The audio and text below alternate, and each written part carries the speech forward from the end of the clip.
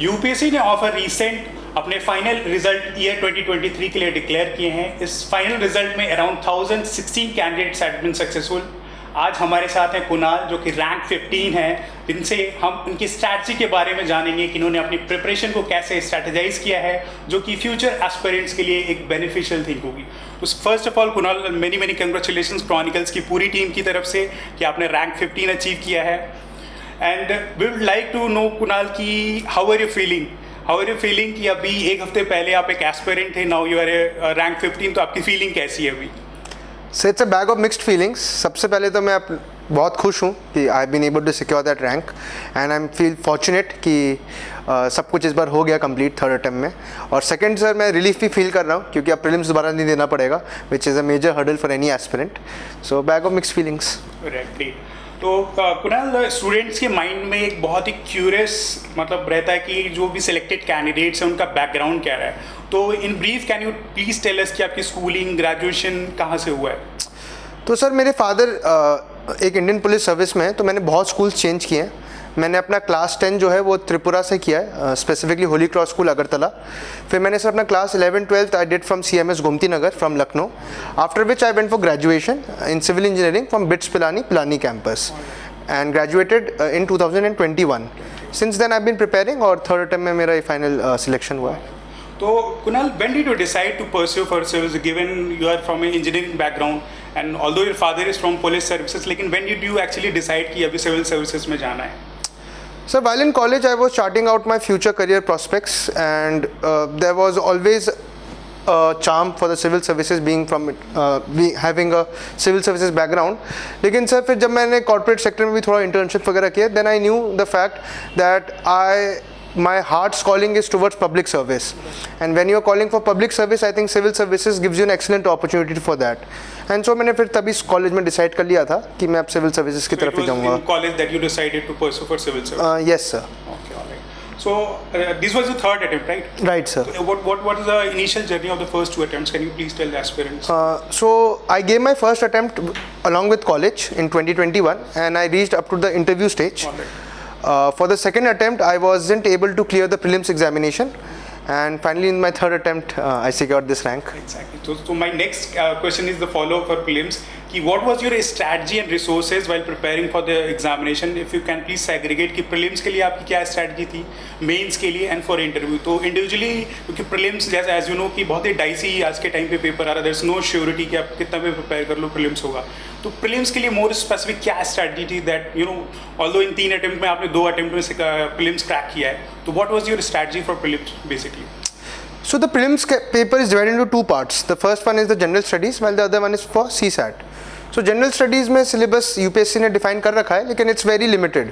So I think the excellent guide for this would be to follow the previous year questions that UPSC has already asked, क्योंकि वो आपको scope भी बताता है कि क्या questions आने वाले हैं, as well as the depth in which they are asking. तो PYQs एक मेरा बहुत इंपॉर्टेंट पार्ट था। सेकंड सर, मैंने बहुत सारी टॉपर की स्ट्रैटेजी वीडियोस देखी, स्पेसिफिकली बुक लिस्ट वाली, और जितने भी टॉपर्स ने बुक्स लिखी मैंने उन सबका एक वेन डायग्राम बनाया, और जहाँ जहाँ ओवरलैप आया मैंने वो बुक सेलेक्ट कर लिया कि वो मेरे फाउंडेशन के लिए काम आएंगी। फिर सर एक बार मैंने बेसिक नॉलेज फिल्म्स की गेन कर ली, उसके बाद फिर मैंने पहले ही सोच लिया था कि ऑब्जेक्टिव टाइप एग्जामिनेशंस में practice is something which is very important, which distinguishes you from other candidates. तो मैंने बहुत मॉक टेस्ट दिए, और उन मॉक टेस्ट देने का पर्पस मेरा एक तो ये था कि मैं और नॉलेज गेन कर सकूं जो एक्स्ट्रा क्वेश्चन आ रहे हैं। सेकेंडली वो एग्जाम इंट्यूशन मैं डेवलप कर सकूं which is required, because nobody knows more than 40-45 question in the actual paper, और वो 15-20 क्वेश्चन जो ब्रिज आता है वो आपका एग्जाम इंट्यूशन या आपकी एडुकेटेड गेस से ही होता है। तो अब जितने पेपर देंगे आपका बेटर होता जाएगा, एंड अगर आपने प्रैक्टिस ठीक की तो आपका निकल जाएगा। CSAT भी sir, in recent years it has been a very challenging thing for aspirants because of its high difficulty level. तो 66 मार्क्स स्कोर करना भी एक बहुत बड़ा चैलेंज हो गया है।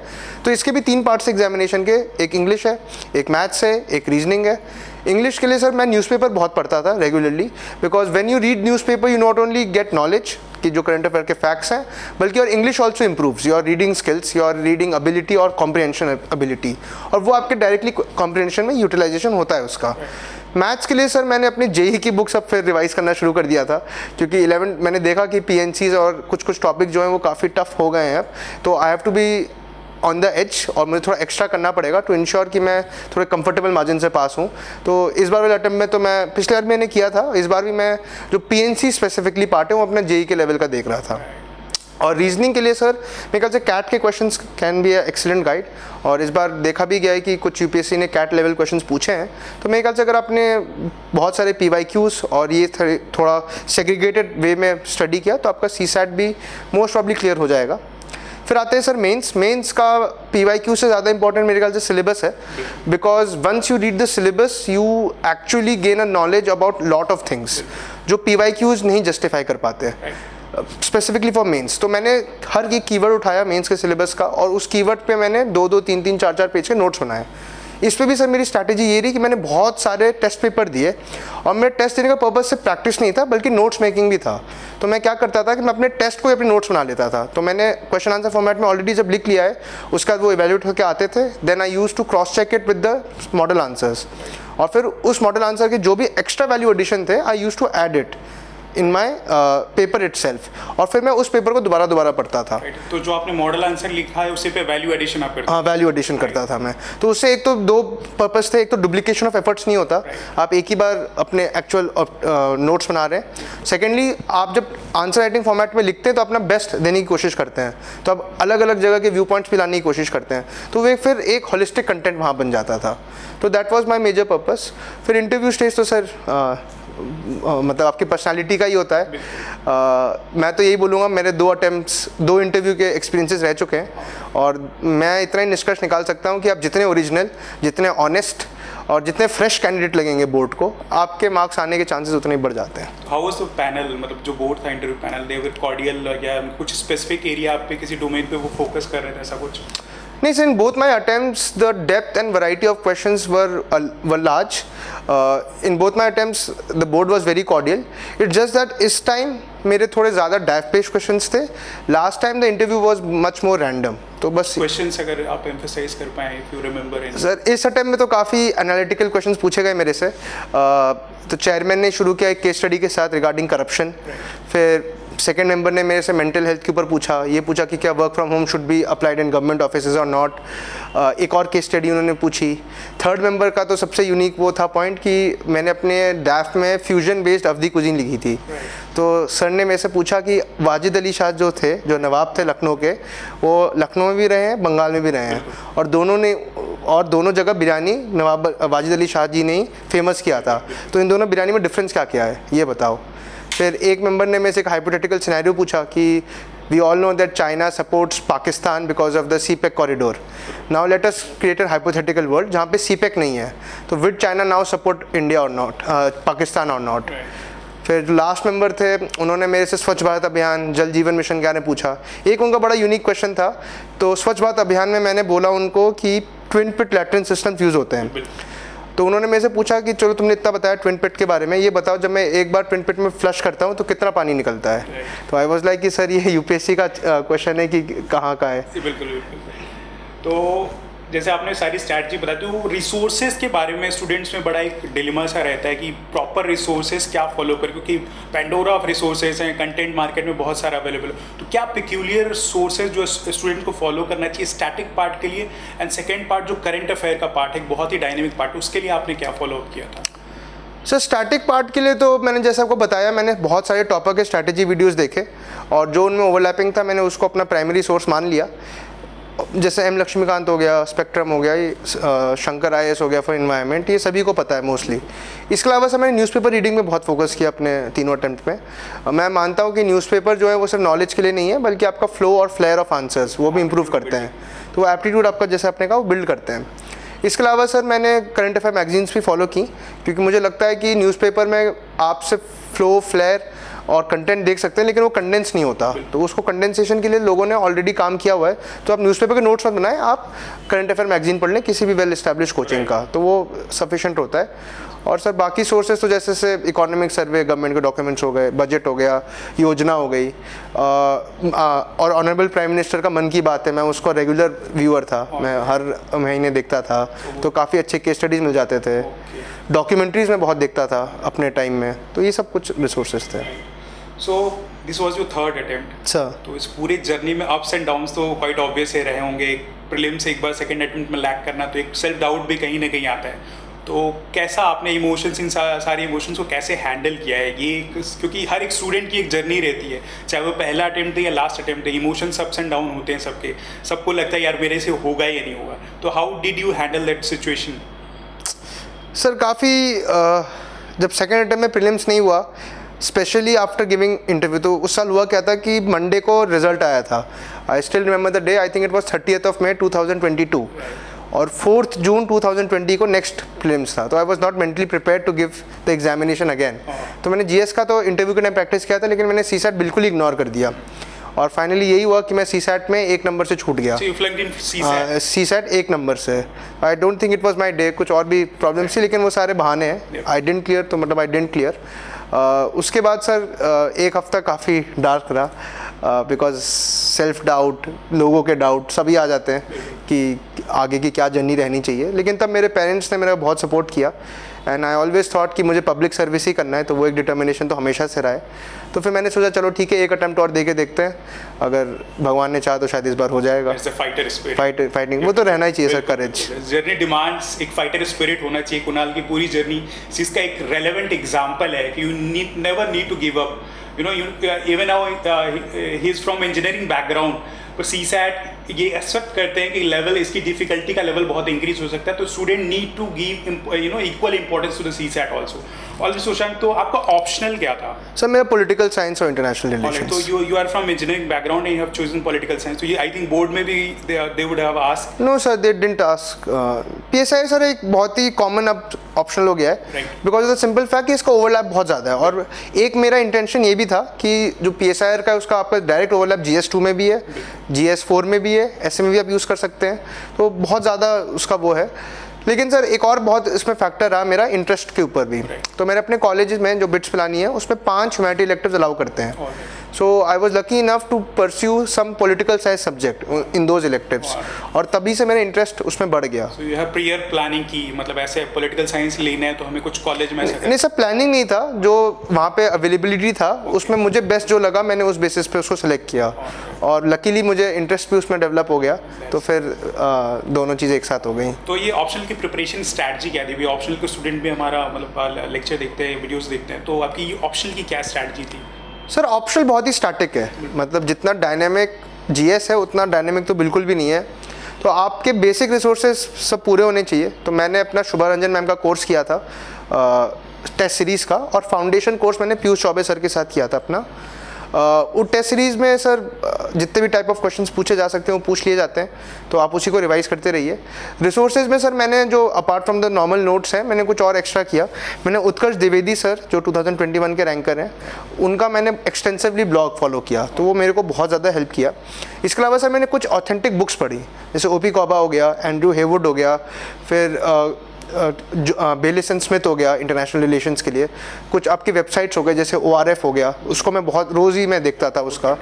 और इसके अलावा जो डिबेट्स है TV पे आते हैं, चाहे वो अल जजीरा का हो या फिर आपका IDSA का हो, तो ये सब चीज़ें मैं बहुत फॉलो करता था apart from the normal books. तो एक काफ़ी मल्टीट्यूड ऑफ हो रहा। राइट। सो अभी जो आपने ऑप्शन चूज़ किया आपके म्यूचुअल इंटरेस्ट पे था, मतलब सेंस ऑफ क्यूरियोसिटी डेवलप की, लेकिन फर्दर अभी GS पेपर 4 ऐसे की बात करें, एक बोलते हैं कि रैंक मेकर और ब्रेकर की तरह ऑप्शनल GS पेपर 4 और ऐसे, तो GS पेपर 4 एथिक्स के लिए क्या रिसोर्सेज आपने फॉलो किया और क्या स्ट्रैटेजी थी, पर्टिकुलरली अगर एथिक्स की बात करें? सर एथिक्स मेरे ख्याल से सारे पेपर सबसे ज़्यादा सब्जेक्टिव है, बिकॉज उसमें ह्यूमन एलिमेंट वो डेलिबरेटली ढूंढ रहे होते हैं जो बाकी पेपर्स में नहीं ढूंढते हैं। तो ह्यूमन एलिमेंट आपको दिखाना है, इसके बावजूद वो ह्यूमन एलिमेंट को आपको किसी वेल डिफाइंड बाउंड्री के अंदर रखना है, और वो बाउंड्री आपका सिलेबस प्रोवाइड करती है। तो मैंने सिलेबस को एक्सटेंसिवली उसमें देखा, हर कीवर्ड का मैंने खुद अपनी डेफिनेशन विद एग्जांपल लगाने की कोशिश की। उसमें ऋषिकेश रेड्डी सर हैं, वो भी पहले के रैंकर हैं, उनके नोट्स काफ़ी काम आए। अतुल गर्ग सर की एक कॉपी आती है एथिक्स की, मैंने उसको बहुत फॉलो किया। इसके अलावा जो प्रीवियस ईयर टॉपर की कॉपीज़ है, श्रुति शर्मा मैम हो गई, विशाखा यादव मैडम हो गई, उन सब की मैंने कॉपीज़ बहुत एक्सटेंसिवली देखा। फिर एक वेबसाइट है बेटर इंडिया फाउंडेशन करके, तो उसमें जितने भी सिविल सर्वेंट ने अच्छे काम किए प्रीवियस ईयर्स में उनका एक कलेक्शन है, तो मैं उसको यूज़ करता था फॉर एग्जाम्पल्स के लिए, और बहुत प्रैक्टिस करता था मैं। एथिक्स के पेपर्स तो एथिक्स में प्रैक्टिस क्योंकि टाइम का क्रंच है ना कि कंटेंट का उसमें, तो वो टाइम मैनेजमेंट ही सबसे बड़ा इशू है। तो आप जितना ज़्यादा प्रैक्टिस करेंगे उतना बेटर होते जाएंगे। द सेकेंड पार्ट है एस्से पार्ट। पिछले 2-3 सालों से जो एस्से आ रहा है बहुत फिलोसफिकल आ रहा है, उसको डिकोड करना ही एक चैलेंज है। तो how did you handle that essay वाला पार्ट? इस बार सर फिलोसफिकल उतना नहीं था जितना लास्ट ईयर में था। इस बार एक फिलोसफी का था, एक जीएस का था। तो सर फर्स्ट अटैम्प्ट में मेरे एस्से में बहुत कम स्कोर थे, मेरा 101 नंबर था, and primarily because I miss interpreted one of the topics. तो मैंने सर उस टॉपिक में hand that Rockstar cradle rules the world था, तो मैंने पूरा ऐसे बिना मदरहुड के लिख दिया, जबकि मदरहुड पर टॉपिक था। तो आई स्कोर्ड वेरी लेस।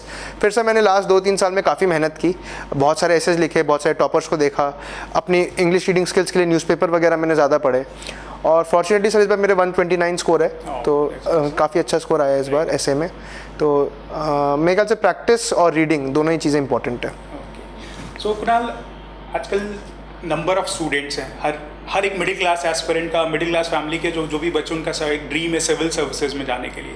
तो उनके माइंड में एक डिलेमा होता है कोचिंग को लेके, मेंटोरशिप को लेके या टेस्ट सीरीज को लेके। तो एज अ सिलेक्टेड एस्पिरेंट आपके क्या ओपिनियन होंगे rather than for this all coaching, mentorship या जो भी मतलब आज के टाइम पे गाइडेंस अवेलेबल है, तो आप क्या सजेशन स्टूडेंट्स को देना चाहेंगे? सर पहली बात कोचिंग के लिए बोलूँगा मैं, coaching is not a necessity. अगर आपको लगता है कि आपके अंदर उतना एप्टीट्यूड है कि अपना पाथ खुद चार्ट आउट कर पाएंगे, तो आपको बिना कोचिंग के भी आप कर सकते हैं घर पे बैठे हुए। मैंने अपनी पूरी तैयारी घर पे बैठे की है, मैं कभी दिल्ली पे आके रहा नहीं हूँ। जो भी ऑनलाइन मटेरियल था मैंने उसी को फॉलो किया। दूसरी बात है मेंटोरशिप की, and mentorship is actually very important, because ये एग्जामिनेशन का सिलेबस बहुत वाइड है लेकिन डिमांड बहुत स्पेसिफिक है। तो स्पेसिफिक डिमांड को जानने के लिए कुछ आपको ऐसे लोगों से बात ज़रूर करनी पड़ेगी जिन्होंने ये एग्ज़ाम क्लियर किया है या इस एग्ज़ाम के बारे में काफ़ी जानते हैं। तो mentorship is very important. And lastly test series I think is very important. वो मेरे ख्याल से सबसे इंपॉर्टेंट चीज़ है। आप जितने बोथ का आप जितने टेस्ट देंगे, आपका चांसेस दूसरे कैंडिडेट्स के बराबर बेटर होते जाएंगे। सो एक डिस्टिंक्टिंग फैक्टर मेंस के लिए मैं जानना चाहता हूँ, इवेल्युएटेड अराउंड 1000 कॉपीज़, सबके आंसर्स ऑलमोस्ट सिमिलर होते हैं। तो मेंस के लिए आपने क्या ऐसी स्ट्रैटेजी आंसर आइटम में की थी, आपको लगता है कि बाकी एस्पिरेंट से थोड़े आप डिफर कर गए जिसकी वजह से इतनी अच्छी रैंक लगी है? सर मैं एक पर्टिकुलर पेपर डिस्कस करना चाहूँगा, जनरल स्टडीज़ 2 का। तो इस साल जब मैंने मार्कशीट देखी और लोगों से बात की, तो मैं ऑल इंडिया टॉपर हूँ GS2 में, मेरे 134 मार्क्स हैं अभी तक। अभी और मार्कशीट आएगी तो शायद चेंज हो जाए। GS2 में कब मार्क्स मिलते हैं? नहीं सर, काफ़ी GS2 में मार्क्स मिलते हैं, लेकिन 134 I think till now is one of the highest, if not the most. तो मैंने एक काम किया था और मुझे टीचर्स ने भी बोला था, जो कोचिंग वाले हैं और भी इवेल्युएटर्स हैं, कि आप अपना ऑप्शनल को डिफरेंट कर दीजिए अपने GS से। तो अपना ऑप्शनल कंटेंट GS में नहीं लिखना चाहिए। लेकिन मैंने अपना इस बार सोचा कि मैं अपना दिमाग लगाता हूँ, देखते काम करता है कि नहीं। मैंने एक्सटेंसिवली अपनी ऑप्शनल का नॉलेज GS2 में यूज़ किया और फॉर्चुनेटली वो इस बार काम आ गया मेरे, और मेरे को मार्क्स अच्छे आए। तो बस मैं इससे ये कहना चाहता हूँ कि नॉलेज का कोई बैरियर नहीं है। वैसे ही सारे जनरल स्टडीज़ के पेपर, अपना ऑप्शनल का सब्जेक्ट, अपने ऐसे की चीज़ें आपको इंटरलिंक करनी पड़ेंगी हर चीज़ें। I think it is a की पॉइंट। हर एक मेंटर ये बोलता है ऑप्शनल और GS को मर्ज नहीं करना चाहिए। मेरे ख्याल से आपको फ्री रखना चाहिए knowledge. It's a liberal arts का पेपर है, और लिबरल का मतलब ही होता है विदाउट बाउंड्रीज। तो आपको मेरे ख्याल से फ्रीली जो आपका है नॉलेज, उस हिसाब से आपको लिखना चाहिए। हाँ, वो नॉलेज डिमांड को एड्रेस करना चाहिए, that is the most important. So Kunal, एक सेकंड लास्ट क्वेश्चन हमारे पास है कि प्रिपरेशन एक बहुत लंबी जर्नी है। There are 6 attempt that have been given. तो इनिशियल 2-3 अटेम्प्ट्स में अगर स्टूडेंट्स का सिलेक्शन नहीं होता है तो उनके माइंड में एक डाउट है, एज वी डिस्कस, क्या स्टूडेंट के लिए एक प्लान भी होना चाहिए या फिर जॉब के साथ ही प्रिपरेशन की जा सकती है? इसके बारे में आपके क्या इंडिविजुअल इनपुट्स हैं जो आप स्टूडेंट्स को बताना चाहिए? सर मेरा एज सच कोई इनपुट नहीं है, क्योंकि मैं इस कैटेगरी में फॉल नहीं करता। मैं जॉब की नहीं मैंने कभी, तो मैं बता नहीं सकता कि कितना मतलब ऑब्स्टिकल है या एक कैटलाइज़र है आपकी जर्नी के लिए। हाँ, मैं अपना जर्नी ज़रूर बता सकता हूँ कि मैंने ऑप्शन बी नहीं रखा था। मैंने सोचा नहीं था ऑप्शन बी के बारे में, लेकिन हाँ, बैक ऑफ द माइंड ये था कि मैं इंजीनियर हूँ, तो मैं वापस ज़रूर जॉब मार्केट में जाऊँगा तो कुछ ना कुछ डिसेंट मिल जाएगा मेरे को। तो ये था मेरे पास ऑप्शन, लेकिन मैंने कभी इसके बारे में सोचा नहीं। मैंने सोचा अगर प्लान ए बहुत अच्छा है तो प्लान की ज़रूरत नहीं है आपको। तो बस आप अपनी मेहनत करिए, और सच्ची हार्डवर्क हमेशा पे आउट करती है लास्ट में। सो वन लास्ट की नोट आप स्टूडेंट्स को देना जो चाहें, अभी जो फ्यूचर में अपेयरिंग स्टूडेंट है या फिर जून में जो 16 जून को प्रीलिम्स होना चाहे, उनके लिए आपकी तरफ से कुछ सजेशन हो तो please if you can enlighten us. I think ये एग्जामिनेशन अब काफ़ी कॉम्पिटिटिव हो गया है, तो मेरा तो एक ही सजेशन है कि आप हार्डवर्क तो करें ही करें, लेकिन आप अपना स्मार्ट वर्क ना भूलें। आप प्रीवियस ईयर क्वेश्चंस को बहुत अच्छे से एनालाइज करें, उसको रिवर्स इंजीनियर करने की कोशिश करें।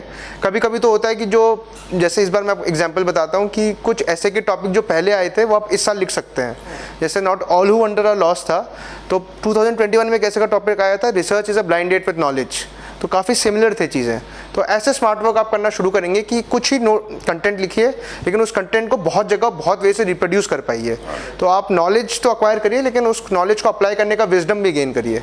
तो अगर ये दोनों बैलेंस हो जाता है तो मोस्ट प्रॉब्ली चीज़ें अच्छी होंगी आगे। लास्टली जो सबसे पेनफुल पॉइंट है प्रीलिम्स के लिए, एक शॉर्ट में कुछ आगे सजेशन हो तो? बहुत सारे मॉक टेस्ट प्रैक्टिस करिए। जो PYQs हैं उनको बहुत ही डेप्थ में एनालाइज करिए। हर ऑप्शन को गूगल पे सर्च करिए, और एक एग्ज़ाम इंट्यूशन बनाने की बहुत ज़रूरत है।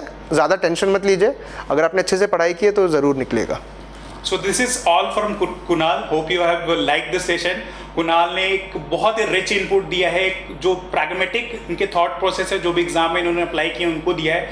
तो we are very thankful Kunal, आपने थोड़ा टाइम निकाला हमारे लिए फ्यूचर एस्पिरेंट्स के लिए। So thank you so much. Thank you sir. Hope आपकी ट्रेनिंग में बहुत ही अच्छा टाइम बीते लवस्टम, एंड फ्यूचर जो भी आपके करियर सर्विसेज, आप एक promising civil servant like your father बन पाए। Thank you sir. Many many congratulation. Thank you so sir. Much.